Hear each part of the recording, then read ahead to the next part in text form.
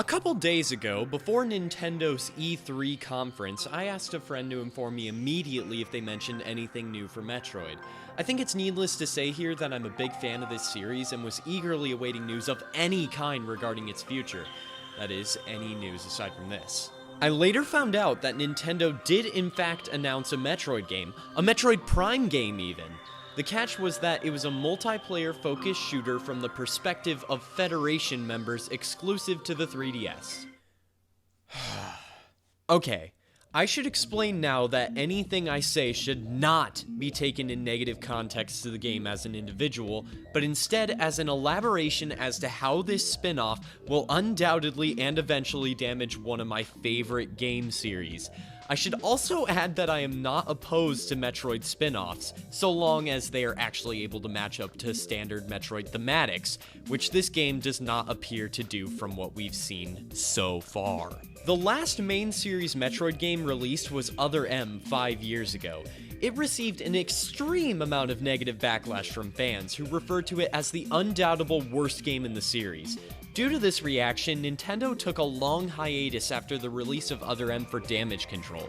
Given this situation, it absolutely baffles me now that Nintendo would bring the series back with a spin-off of any variety as opposed to a next-gen main series title. In addition, it's worth noting that the Metroid series is celebrating its 30-year anniversary next year in 2016, the same year that Federation Force is planned to be released.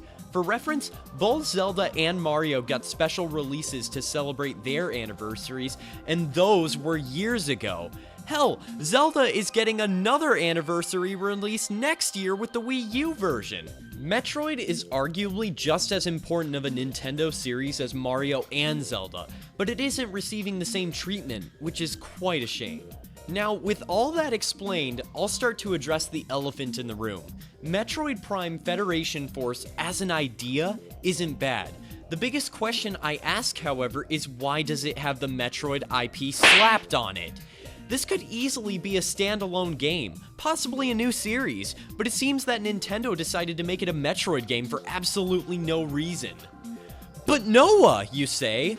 Why can't it be a Metroid title? Isn't the whole point of a spin-off to deviate from the standard gameplay and canon of the main series for the purpose of new and inventive ideas?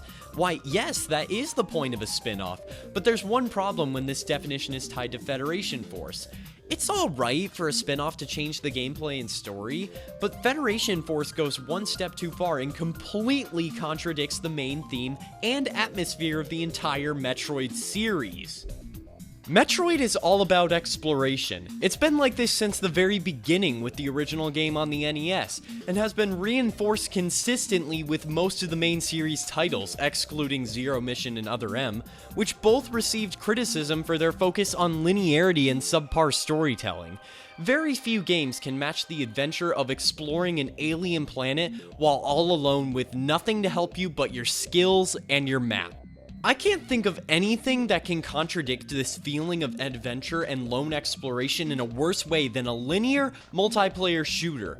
I realize that many people will point to the DS game Metroid Prime Hunters, the only game released currently that is similar to Federation Force with a multiplayer feature and shooting mechanics, etc. But what those people will often neglect to mention is that Hunters still had the core elements of a Metroid game in addition to the multiplayer. There's nothing I can really say about the gameplay or story in regards to Federation Force, but this contradiction in theme and the awful timing of its release is reason enough to be wary, if not disappointed. I will say now that Federation Force's graphics being showcased in the trailer are underwhelming at best. We are in a period where the 3DS is pretty far into its lifespan, so it's only natural that graphics should be held to a higher standard due to developers gaining experience from making games on the system, not to mention the recent upgrade in hardware brought by the new 3DS.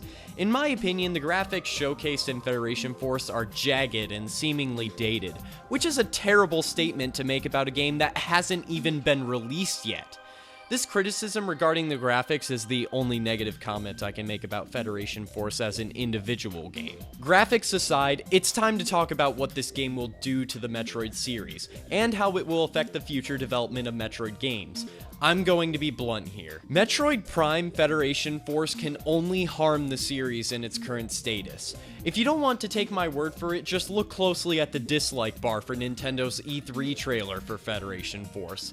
The game isn't a main series title, which will already cost it some sales. It's only loosely attached to the series anyway, meaning that brand recognition won't play to its benefit either, especially when that series has been dead for half a decade now.